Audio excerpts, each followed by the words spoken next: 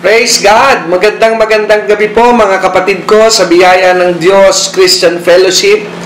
Kumusta po kayo mga maaalab at mga nagmamahal sa Panginoong Hesus? Well, habang lumalapit po ang aming pong pagbabalik, ako po ay patuloy na nananabik na tayo po ay magkita-kita muli. So, kung di po ako nagkakamali, pang 5 linggo na. Amen. Napakabilis po, no? Pang 5 linggo na po ito ng ating pag-aaral dito po sa subject na Jesus in the life of Jonathan. Parang kailan lamang po ay atin itong pinasimulan, pero eto na po. At hopefully, ngayon pong gabing ito ay tapos po natin ito at maisara. Maisara po natin itong aralin na ito para po magbigay daan naman at magbukas sa panibagong aralin sa susunod na mga linggo. Pero nais ko na pong mag-anunsyo in advance, dahil hopefully kung matatapos ko po ito ngayon, this would be the last. Amen?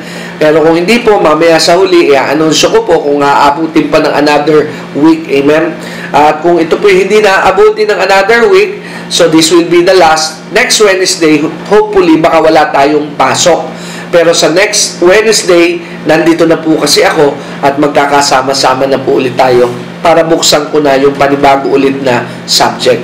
Ang kasunod po kasing aralin is Jesus in the life of David. Amen? So now, tayo po ay magsimula na, tayo po ay magbalik na, at batiin mo muna ang iyong katabi para maalis ang kanyang pagkaantok at medyo i-high five mo at sabihin mo magandang gabi sa iyo at salamat sa Diyos at hindi ka na parang bata at hindi ka na kagaya ng dati, maalab ka na sa Panginoon. Amen! Palakpakan po natin sandali ang Panginoon at sabihin natin Hallelujah! Glory to God! Ngayon tayo po ay darako na muli sa ating lesson, Jesus in the life of Jonathan. Pero bago po tayo magpasimula ng ating lesson, can we bow our heads? Tayo po ay sama-samang yumuko at tayo po ay manalangin at ating po muling ituon ang ating puso at ang ating isipan sa ating pong manlilikha. Tayo po ay manalangin. Ama naming Diyos na napakabuti, nagpapasalamat po kami for this wonderful evening na pinagkaloob mo po sa bawat isa that we can be a part of this Bible study. Panginoon, alam mo po ang aming damdamin, ang hangarin ng bawat isa, why we are coming here every Wednesday night. Lord, our desire is to learn and to know you more. Kaya ngayon pong gabi, di po ba ikaw rin po ang nagsabi sa iyong salita that you will grant us, you will give us the desires of our heart. So Lord, may that word be experienced tonight. Tulungan mo po kami na magkaroon kami ng access sa mga revelation mo sa iyong salita. Holy Spirit, you are the greatest teacher of the church. Gamitin mo lamang po akong daluyan. Gamitin mo lamang po akong instrumento. Because this is the purpose why I am here and why you are using me to be a vessel of your word and truth. In Jesus' name, this is our prayer. And everybody that agree, say, Amen. Praise the Lord. Hallelujah. So, balik na po tayo sa ating subject, Jonathan, or Jesus in the life of Jonathan. So, konting review para po muli tayo ay makakuha ng tinatawag na pasakalye para po sa ating pagdurugtong sa ating pong aralin na nakatakda sa gabing ito. Natutunan po natin na itong si Jonathan ay anak ni Saul, na kauna-unahang naging hari ng bayan ng Israel. At ang pinaka-highlight po ng kanyang pong buhay ay nung nagkaroon po siya ng tinatawag na kaugnayan as a friend sa isang lalaki na itinakda ng Diyos na papalit po kay Saul because Saul failed. Amen? And the failure of Saul is because he disobeyed. So meron na din po pala akong nais na ipapansin because the failure of Saul is the same failure of Adam. Amen? If you would notice, Adam failed because of disobedience.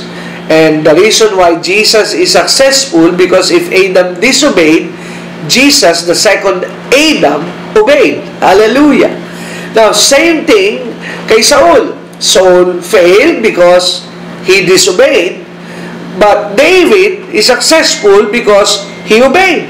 Amen? Gusto po niyang sundin ng Panginoon. His heartbeat is always to obey God.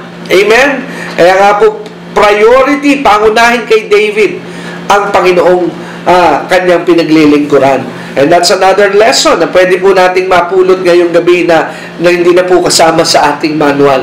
So ngayon, natutunan po natin itong lesson na ito. At ngayon, si Jonathan po, na anak ni Saul, ay lumitaw ngayon at nagkaroon sila ng tinatawag na connection ni David na nung panahon yon is the coming and future king of Israel.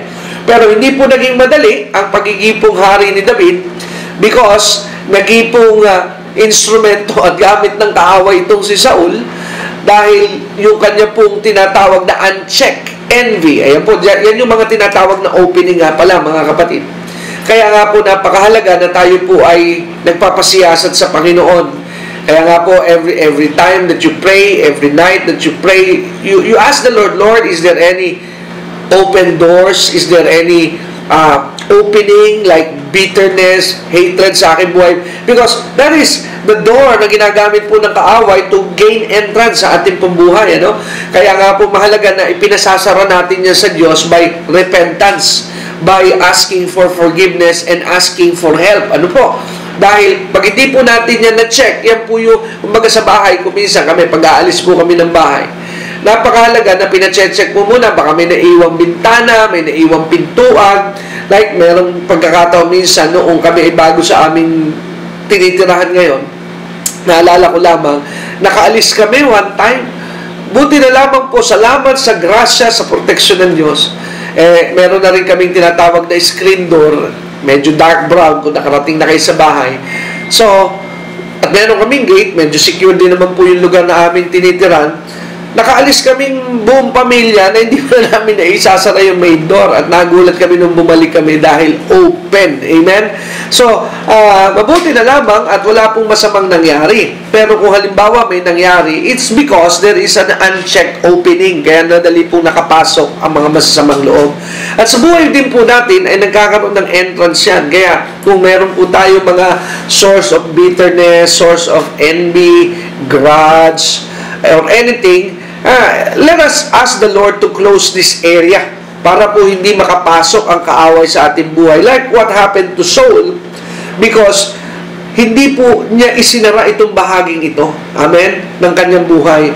Kung maalala ninyo, unrepentant pa nga po itong si Saul because it all started when God revealed to Saul through Samuel yung balak na sirain, lipulin yung lahat, pero nagtira si Saul And then now, God began to rebuke Saul through Samuel na sabi to obey is better than sacrifice. Maganda naman yung layunin ni Saul Sabi ni Saul, hindi ko pinatay yung mga magagandang bagay na yan kasi bala kong dali sa templo. Well, good po yung intention, but if you would notice, God is not interested in your good intention. He is always after and interested in obedience. Amen? Kaya ito pong si Saul, na-rebuke po siya ni Samuel dahil yung po pinasasabi ng Diyos. Pero napakadali po sanang inayos yan Si David nga din po nagkasala Hindi po ba si David nagkasala siya ng pangangalunya? Ano po, dahil si Bathsheba na ina ni Solomon, nag-ipo ni David na nakabit Pero nung nirebuke po siya ni Prophet Nathan, yung difference ni David at saka ni Saul, si Saul po, nung nirebuke siya, he never repented. He never say sorry. Hindi po siya nagsisi sa Panginoon. Hindi niya sinabing, God, I am sorry. Pero ito si David, the moment he realized that there's something wrong, siya po ay hindi na po napakali, siya po ay nagsisi. Kaya nga naisulat niya sa Book of Psalms, ang sabi niya, create in me a clean heart, O God, and renew a right spirit within me. Cast me not away, then take not thy spirit from me. So, makikita po natin na nagsisi siya. Same thing po kay Pedro, Meron din parallel yan sa New Testament. Si Peter, at ito naman pong si Judas. Same thing. Parehas po sila ng kasalanan. Amen? So, remember, sin is always sin. Maliit man o malaki, kasalanan po yan. Isa po ang tingin niya. Pero si Judas, nung ma-realize niya, nakonbikta siya sa kanyang maling ginawa, hindi po siya nagsisi. Nalungkot lamang siya, pero ginawa niya ng paraan ng kanyang guilt sa pamamagitan ng hanging on the tree. Yung po ang naging kanyang paraan. Now, guilt is there you cannot solve your guilt. Hindi mo po kaya isolve ang iyong guilt. The only solution for guilt is you ask for forgiveness. Amen? Kaya si Peter, ay naging po siyang sorry sa Panginoong Hesus sa kanyang ginawa. That's why Peter was restored. Amen? So, yun po yung kaibahan. Kaya, hindi po nakapasok yung tinatawag, na isara ni Peter yung opening na posibleng daanan ni Satanas. Kaya yan ang dahilan kung bakit mayroong mga Christian na tumitigas ang puso, sinasabi nila, ba't para naging na siyang backslider? Because there are unchecked opening sa buhay po ng maraming Kristiyano. Amen? Kaya napakahalaga, at the end of the day, every time you end your day, you ask God for help, and you ask the light na i-reveal sa iyo ng Lord what is wrong, Panginoon, what is the thing that na hindi nakalugod sa iyo, and let me settle it before I end the day. Amen? So let us make that a habit. So ngayon, balikan po natin. So ito po si Saul ay nagkaroon ng galit ngayon kay David and he wants to kill him. So nakita po natin yung mga ilang parallel sa buhay po ni Jonathan na mag-uugnay sa buhay po ng Panginoon sa future. Kasi sabi po, number 1, there's a review, a friend lays down his rights. Number 2, a friend lays down his life. Number 3, a friend intercedes. Ano po? So yan po yung tatlong bagay so far na atin na po napag-aralan na may kaugnayan po sa buhay po ni Jesus doon sa kanyang pagdating, because this is Old Testament. Amen? Na pinakita po that Jesus also is not just Lord, not just a Savior, but also a friend. At ang ministry ito, pinakita sa buhay ni Jonathan na ang buhay niya, inialay niya para kay David. Ang reputation niya, kinalimutan niya para kay David. At siya'y namagitan para kay David. Lahat ng yan, ginawa po ni Jesus para sa iyo at para sa akin. Kinalimutan niya bahagya ang kanyang pagiging Diyos, bumaba siya sa lupa para maging tao, para bayaran ang ating kasalanan. So, He forget His reputation for you because He is our friend, Jesus. At ang kanya pong buhay, kahit ang kapalit ay kamatayan, hindi po niya alintana because He will die for us. At siya rin po, nung siya po ay na-satisfy na niya ang penalty and punishment of sin, ano pong ginawa ng Panginoong Hesus? Ang ginawa po ni Jesus, ano po, ay He seated at the right hand of His Father, and ano pong ginawa niya?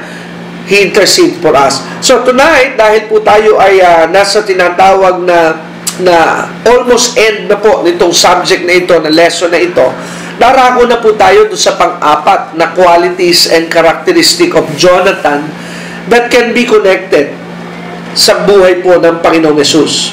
So number 4 is a friend encourages in the wilderness. A friend encourages those in the wilderness. So medyo familiar kayo doon sa salita, palagay ko, yung word na wilderness. Ano po? Wilderness in the Bible is most of the time associated with trials. Ano?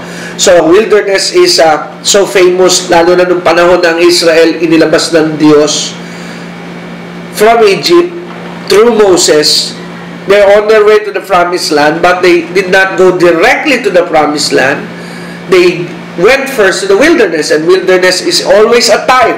Sabi niya po natin, a type of trial. Amen?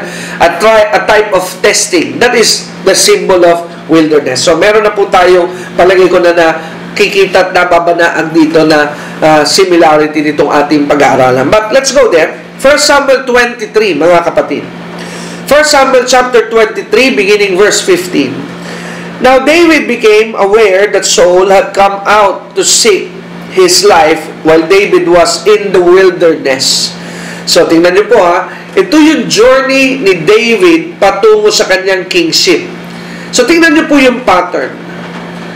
No greatness that will comes from God that will never lead you first in the wilderness. If God is about to use you, then your destiny, your route will always be on wilderness first. Ilang?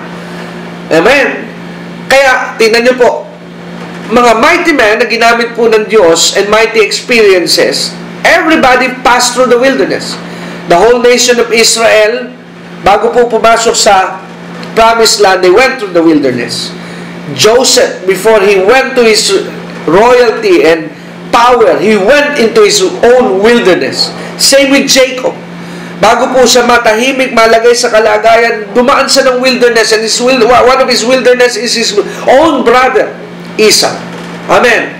So, si David din po, bago niya nakuha yung pagiging hari, may wilderness din siya.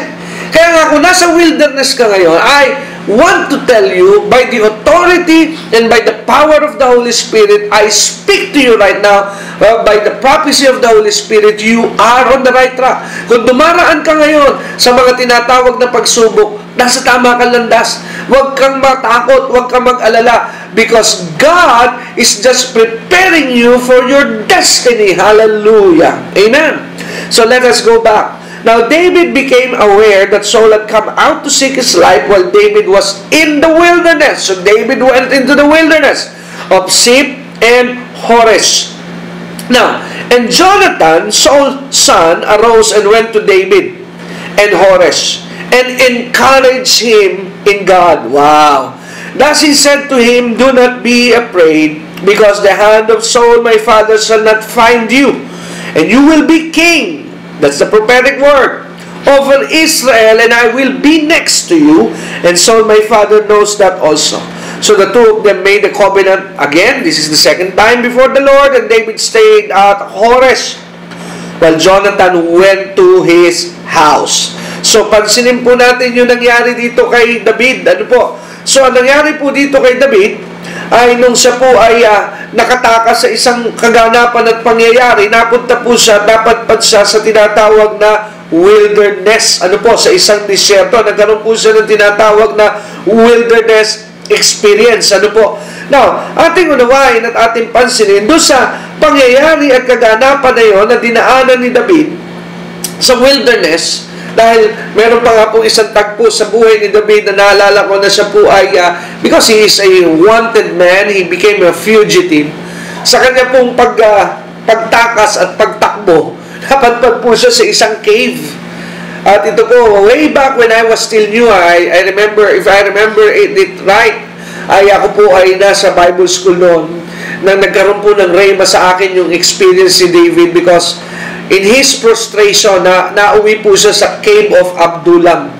Dahil wala na po, he was so devastated, parang ang hirap nga po, imagine mo Samuel goes to him and said, you will be king, but everything is opposite. Yung nangyayari kay David, ano po. But the good thing, similarity ni David at ni Joseph, hindi po nila pinagdudahan ang pangako ng Diyos. Joseph, not at one time, kahit po si Jose, ay ipinagbili, naging alipin, na-rape, hindi po niya pinagdudahan ang salita ng Diyos. Ganyan din po si David. Pag pinag-aralan niyo ang buhay ni David, though the things in the natural are in the opposite, but not at one time he doubted that what he heard from God is a lie. Hindi po niya pinagdudahan ito. Kaya nga po, napakahalaga po ng ating right behavior when we are in the wilderness. How do we behave when we are in the wilderness? How? And the answer is, never doubt God. Never doubt God. Na kahit po negatibo, kahit parang wala nangyayari, paunlarin mo ako, pero laging kapos. Bibigyan mo ako ng matagumpay na ministry, pero parang wala akong mga kapatiran at kaluluwang kasama. Never doubt God. Tandaan po natin ang prinsipyo. Kung hindi yan ang ipinakita sa iyo ng Diyos at ipinangako, hindi pa yan ang iyong katapusan. Hallelujah! Kaya yun din marahil ang naging inspirasyon ni Joseph nung siya po'y nasa pit na ilagay siya doon sa hukay. Dahil sabi na, this is not what I have seen in my dream. Hindi ito yung nakita ko. Kaya if you do not see it, it's not the end of it. Hallelujah. Kaya kung hindi yan yung iyong pangitain ay pinakita sa iyo ng Diyos at mensahe na sinabi sa iyo ng Diyos, hindi ka pa dyan magtatapos, kapatid.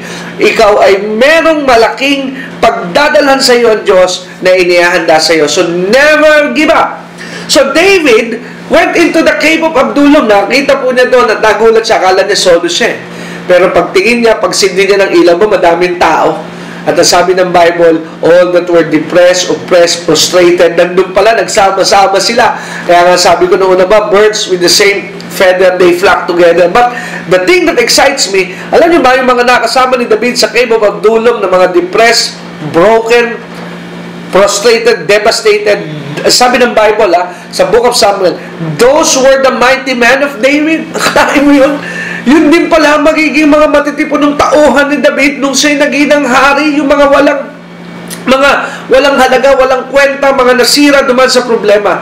They were encouraged in the Lord. So David at one time went into the wilderness then of his life. Pero tingnan po natin yung ministry ni Jonathan sa buhay ni David. Jonathan went to David in the time of wilderness. At ano po ginawa ni Jonathan kay David? He went to David to encourage him, para po encourage siya, i-boost siya at sabihin, do not be afraid. Ano po? Alam niyo po, pag ikaw po ay sumasali sa isang takbuhan, medyo nararamdaman mo na ang bigat at ang pagod, tapos may magsasabi sa iyo, don't give up, nakakapag-motivate po yun to go on, to push through. Tama po ba? So, kaya nga po, sa panahon that you feel depressed, what you need is encouragement. Let me tell you something. In the time of your wilderness and frustration, be choosy and be careful on the words that you are hearing. Kaya napakahalaga na sa panahon na ikaw ngayon ay nasa pagsubok, dahil meron kang destiny, dapat lagi ka nasa church. Dapat lagi kang uma-attend ng mga Bible study, pag-aaral ng salita ng Diyos. You cannot afford to listen to negative things. Amen? Napakahalaga po na makinig ka lagi sa positibong pangako at salita ng Diyos. Kaya nga, David heard the right thing when he was in the wilderness. What is the right thing? Sabi ni Jonathan, do not be afraid. Amen? Do not be afraid. At pinaalala ulit yung prophetic word kay David. Confirmation, ha? Yung unang confirmation, siya nilang isa. Kaya nga sabi ko po sa inyo, diba, natutunan natin sa aralin na ito, out of the mouth of 2 or 3 witnesses, a truth shall be established. You ask the word of God, you ask the promise, that's one, pero intayin mo yung prophetic confirmation. Magpapadala ang Diyos. This time, pinadala ng Diyos to confirm. That thing is, ito pong si Jonathan. Meron po sinabi po ni Jonathan kay David, you will be king. That's exactly the word of God. Sa panahon ni Samuel, when David was being anointed. At ang ginamit naman this time ay anak ni Saul na ang pangalan ay Jonathan. At sinabi kay David, you will be a king. Kaya ating unawain at ating pansinin, mga kapatid, ganyan po din ang buhay at ministeryo ng Panginoong Jesucristo naman sa atin. So, we will now connect. Bakit po nagkaroon ito ng koneksyon sa atin kay Jesus? Ito nangyari kay Jonathan at kay David. Now, go to John 14. John 14 verse 26. Ang sabi po dito ni Jesus, but the Comforter, which is the Holy Spirit, whom the Father will send in my name, He shall teach you all things and bring all things to your remembrance, whatsoever I have said unto you. So, pansinin po natin, may pangako po ang Panginoon because He knows na sa ating pong journey, sa ating pong buhay bilang isang mananampalataya, there will be wilderness trials, there will be wilderness experience. That's why He will be sending the Holy Spirit. He will be sending to us the Holy Spirit. Why? Because the Holy Spirit in our time will encourage us in times of trial. Amen? Kaya nga, napakahalaga po na i-develop natin yung ating tinatawag na relationship sa banal na Espiritu. Amen? Dahil the Holy Spirit is the same thing. He's Jesus also and the Father also given unto us. Kaya ang banal na Espiritu ay nandyan sa atin, amen, para po tayo encourage. Kaya bigyan natin siya ng panahon. Bigyan po natin siya ng pagkakataon na makapangusap. Kaya mahalaga na binibigyan po natin siya ng time sa ating buhay. How? Through our prayer time, through our devotion. Amen? Mahalaga po ang banal na Espiritu. Kaya nga po ang banal na Espiritu ay naroon sa parallel na kagaya ng ginawa ni Jonathan kay David when he was in the wilderness. The Holy Spirit is a great encourager. Amen? Now, go to Romans 15. Ang sabi po dito sa Romans 15 verse 4 and 5. For whatever was written in earlier times was written for our instruction, the true perseverance and the encouragement of the Scripture, we might have hope. So, tingnan po natin yung word. Bigyan ko lang po ng paliwanag din. Ang sabi po dito sa Romans 15 verse 4, true perseverance and encouragement. Saan daw po magagaling encouragement? Is Scripture, ha? Now, what is the Scripture? The Bible. The Word of God that is being preached to you, being teached to you right now. So, bakit po mahalaga ang salita ng Diyos? The Word of God brings encouragement. The Word of God is the vessel for encouragement. Kaya if you don't give time, pag hindi ka po nagbigay ng panahon sa salita ng Diyos, kaya mahirap po yung Kristiyanong walang gana sa salita ng Diyos, walang panahon sa Word of God. That's why there are so many Christians that are low in moral, low in hope. You will determine the moral of a believer based upon his devotion to the Word of God. Ay, pagka wala ka pong panahon sa salita ng Diyos, talagang babagsak ka, may empty ka, kung sa gamit, malolobat ka. He became flesh and dwelt among us. Pamilyar po tayo dyan. So, ang sabi, we beheld His glory as of the only begotten of the Father, full of grace and truth. And what is His name? According to John chapter 1. Say it loud. Kung pwede po kayo sumigaw, sabihin na natin, His name is Jesus. So, ang pangalan po ng Word ay sino? Si Jesus. Now, ano sabi ni Paul sa Romans 15? Encouragement of the Scripture. So, sino ang Scripture? Sino ang Word of God? Jesus. So, whenever you read and you're being encouraged by the Word of God, Jesus is encouraging you. Si Jesus ay nandun pa rin sa ministry of encouragement.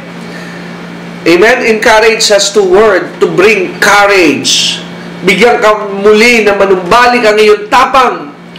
Amen? Kasi God cannot deal with us if we are in fear. God cannot deal with us. He cannot operate in fear. He only operates in faith. And faith always involves courage. You cannot mix faith and fear. It doesn't work. You have to choose whether you walk by faith or you walk by fear. Pero the downside, if you operate in fear, God cannot work. But if you operate in faith, He can work. Glory to God. Hallelujah. Kaya sabi po rito, encouragement of the Scriptures, and the result of that encouragement, and sabi, we might have hope. Now may the God who gives perseverance and encouragement grant you to be of the same mind with one another according to Christ Jesus. So, what is the ministry? What is the thing that Jesus does to us? Is gives us perseverance, gives us encouragement. Glory to God. Kailan ba natin kailangan ng perseverance, mga kapatid? Kailan po ba natin kailangan ng encouragement? Sa panahon na tayo mataas ang moral? Sa panahon na tayo po'y taas noon na nakakaharap sa ating buhay? No. We need perseverance and encouragement in times that we are so low, we are so down, we are so frustrated. Then that's where we need encouragement. Amen? Yung bang bagsak na bagsak ka, you feel that you are devastated, your dreams have been shattered, your dreams have been tumbling down, amen, and you do not know kung may pag-asa pa ang buhay. That's the moment, that's the time you need encouragement, and that is the expertise of Jesus. Amen? Kaya nga po, anong ginawa ni Jonathan? He went to David in the time of wilderness. Kaya sabi po rin dito, kung ating papansinin, Jesus is always a God of comfort.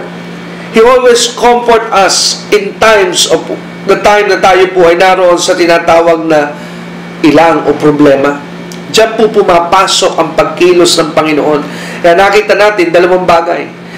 Jesus comforts us, encourages us, number 1, in the form of the Holy Spirit. Number 2, in the form of His Word. So, two things. Mahalaga po ito. Just write it down into your heart. What you need in wilderness is the Holy Spirit and His Word. Two things. Two very important things that you need to have. Kung ikaw po'y nasa gitna ng pagsubok, nasa gitna ng ilang. Ang banal na Espiritu at ang salita ng Diyos. And both of these, the Holy Spirit and the Word, is the same thing. It's Jesus.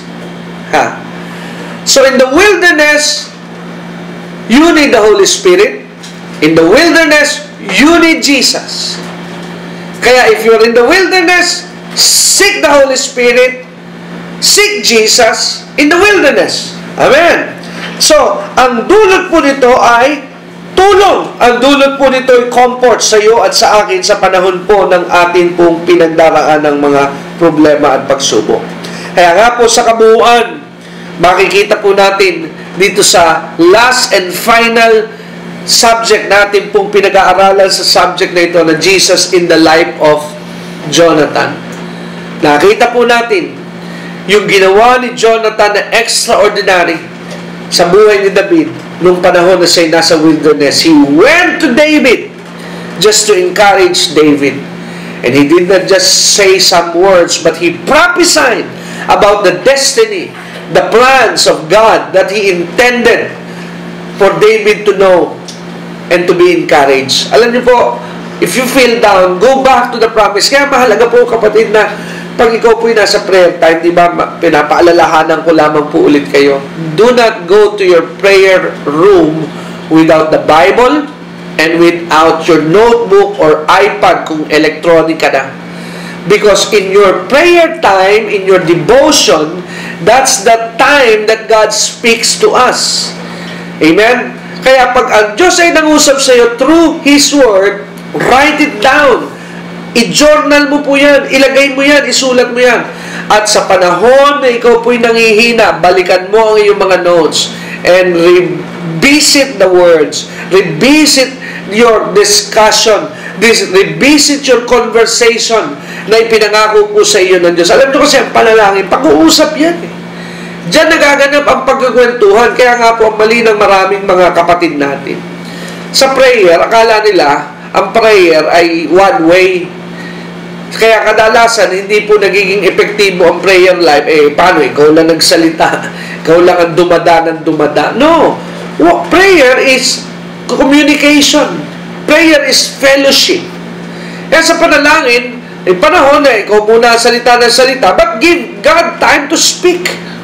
Give God time to say what is in His heart. Amen? Kaya hindi po pwede lagi yung wala kang panahon, nagmamadali ka. Amen? Kasi, what we understood lamang sa prayer, Lord, pahingin ito, salamat. No, that's not prayer. That's prayer, but that's incomplete. But the prayer that God is asking from us is the time that we spend with Him. Remember, a time spent in prayer is not time wasted, mga kapatid. It's time invested. Because through your prayer life, you get to know your Master. You get to know your Maker. Doon mo po nalalaman at nakikilala ang iyong Diyos.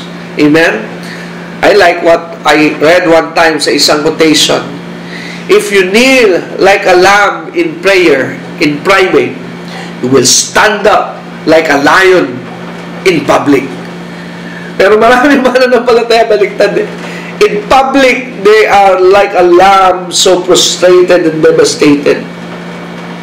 Why? Because they do not know how to kneel like a lamb in private. That's why they cannot express themselves as a lion in public. Kaya pag ang isang mananampalatay marunong mag-prostrate sa kanyang sarili in the presence of God, pag dumating siya at kumarap ng problema, mataas ang moral, mataas ang kanyang boast ng kanyang pananaw. Why? Because the Lord encourages him.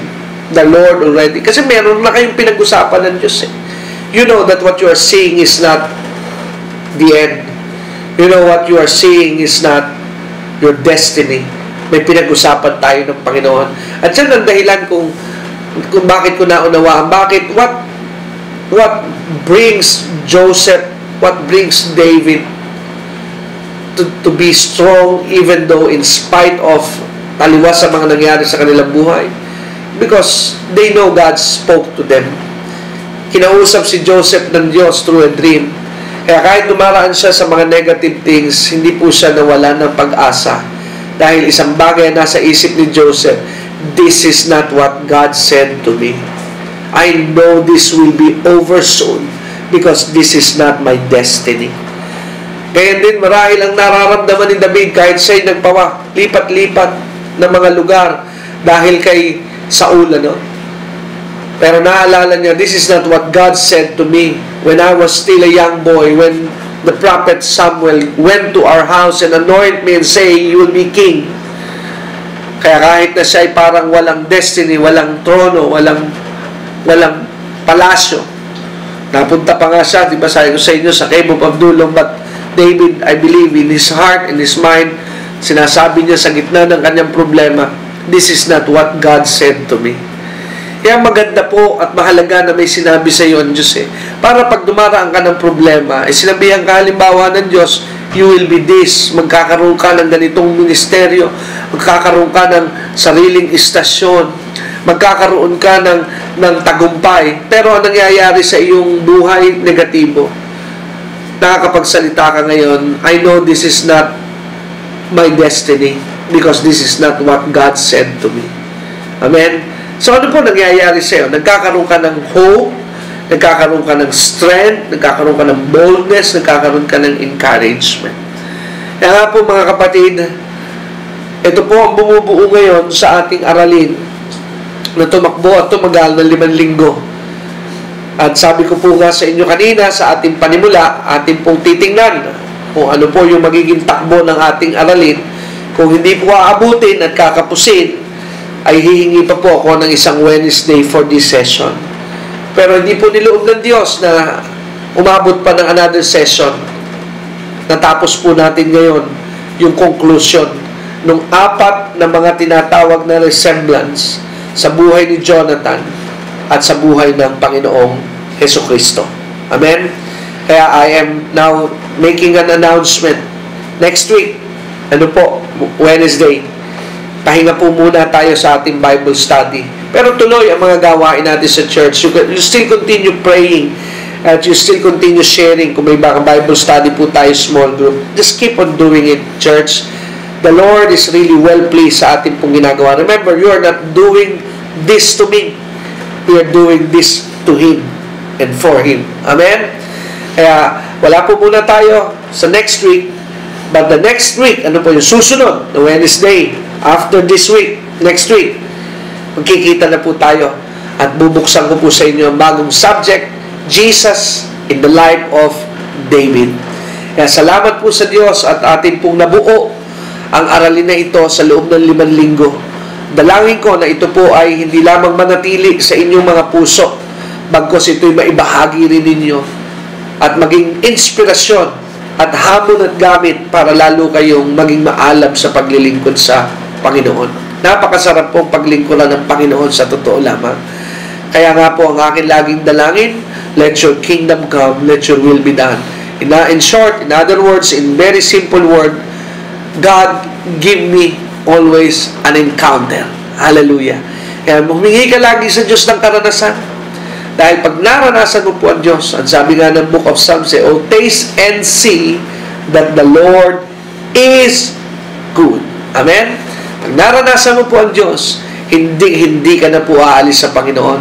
Kaya ngayon, unti-unti ko naunawaan yung sinabi ni Pedro nang tanungin sila ni Jesus. Nag-aalisa na yung marami, Natira na lamang ulit ay yung 12, pero isa Judas doon.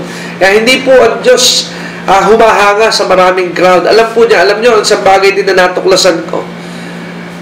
The crowd always are looking just to be entertained.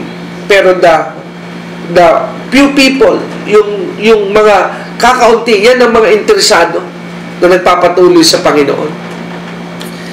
Kaya na nag-alisa na yung marami, tinanong sila ni Jesus, kayo ba, hindi nyo ba ako iiwan? Ano sagot po nila ni Pedro? Saan naman po kami pupunta? Nasa iyo ang buhay na walang hanggan. Kaya doon po natin makikita na talagang hindi po tayo natitinag na ngayon. Dahil di na tayo naglilingkod sa tao, di tayo naglilingkod sa simbahan, sa reliyon. Tayo ngayon ay naglilingkod sa isang buhay na Diyos na nakakakita ng ating ginagawa. Kaya meron tayong sigla at lakas. Alam nyo, pag sa tao ka naglingkod, mapapagod ka. Kasi pag sa tao ka naglingkod, naghahanap ka ng tamang kabayaran Naghahanap ka ng katumbas ng iyong pinagagagawa. Pero pag sa Diyos ka naglilingkod, kahit sunod-sunod na oras ka maggagawa at magsasalita, masaya. Bakit? Because you know, you are not doing this for a man. You're not doing this for your pastor. You're not doing this for the organization of the church. You are doing this for the one who saved you, for the one who gave His life for you, and for the one who created you. and His name is Jesus. And we are doing this for our Father, and His name is God. El Shaddai, Elohim, El Elyon, Adonai, Jehovah, Yahweh. Manalangin po tayo. Salamat po sa inyong pakikinig. Salamat sa 5 linggo na kayo po ay sumubaybay dito sa ating aralin. Tini-encourage ko po kayo na wag lamang po tayo masanay na napakinggan. Kaya po tayo may mga inire-record natin dito, may mga materials tayo dyan na ipinagbibili. Hindi po yan para lamang for ating profit. Ano po? Yan po yung investment. Pag niyo po yung pagkakamali na nininegosyo natin ng mga pangaral ng salita ng Diyos, no? Amen? Yan po ay pakinabang. Talagang seryosong umunlad sa salita ng Diyos. Laging nakikinig, hindi ka na nauubusan. Pinakakain mo ang iyong spirito. Nag-i-invest ka sa iyong kaluluwa. Kung gusto mong lumakas ang iyong kaluluwa, alam niyo po ba, mga pagkain na kapag papalakas ng katawan, mahal, magastos. Yung mga mumurahing pagkain, wala po yung nutrisyon, wala po yung vitaminan dala. Kaya mahina ang maraming tao. Chichirya lamang ang gusto, yung mga karinderya lamang ang gusto. Pero pagka po yung gusto mong healthy foods, kadalasan di masarap ang gulay, kadalasan yung mga supplements, lalo na ngayon, mahal pa. Ano po? Pero, kung interesado ka laging maging malakas, talaga pong paglalaanan mo yan. Kaya, ganyan din po, in-encourage ko kayo, faith cometh by hearing, remember the principle. Kaya patuloy na wag lamang magtapos ang pakikinig tuwing kayo dumadako rito sa lugar na ito. See to it na kahit sa bahay, makinig kayo na makinig. Kaya po tayo nagbo-broadcast sa radyo, sa telebisyon, sa internet, para lagi ninyo mapakinggan at lalo kayong tumibay, tumatag. At kaya rin po tayo may mga materials, babasahin, mga bagay na papakinggan para kayo po ay magkaroon ng tinatawag na spiritual feeding and growth. Amen? So, salamat po at tayo po ay mananalangin. Ama naming Diyos, salamat po sa gabing ito na pinagsama-sama mo muli kami sa lugar na ito at nakapag-aral kami ng malaya. Salamat sa 5 linggo na pinag-aralan namin ang subject na ito, Jesus in the life of Jonathan. Tunay po na marami kaming napulot at natuklasan sa mga araling ito. Kaya ngayon, sa aming pansamantalang pagtatapos, pagpalain mo po ang mga mensahe na nahayag at na ipahayag po sa araling ito. At idinadalangin ko rin sila na mga walang sawa at tapat na patuloy na naniniwala sa gawain ito. That's why they are not just loving this ministry by words but also by giving. Panginoon, masdan mo po sila that they never get tired of giving, Panginoon. Kaya naman hindi ako magtataka na sila ay payayamanin mo at paunlarin ng todo-todo. Dahil sila po ay merong marugdog na hangarin na mai-advance, Panginoon, ang Ebanghelyo at ang pag-aaral ng iyong salita. Kaya ngayon pa lamang, pagpalain mo na sila as they decide to give at patuloy na paunlarin at iparanas sa kanila ang iyong kabutihan. At sa kanilang pag-uwi, I pray, samahan mo sila, pagpalain mo sila, at sa muli naming pagkikita, higit na pinagpala sila kaysa sa dati. At maraming patotoo, maraming karanasan ang ibigay mo sa bawat isa ng mga kapatid ko na nagtatapat at umiibig sa iyo. Salamat po, Ama, at pagpalain mo sila sa kanilang pag-uwi sa ngalan ng Ama, ng Anak at ng Banal na Espiritu. Tapos na po ang gawain, pagpalain tayo ng Panginoon at magandang gabi po sa inyong lahat. Hanggang sa muli, malapit na po ang ating muling pagkikita. God bless you everyone.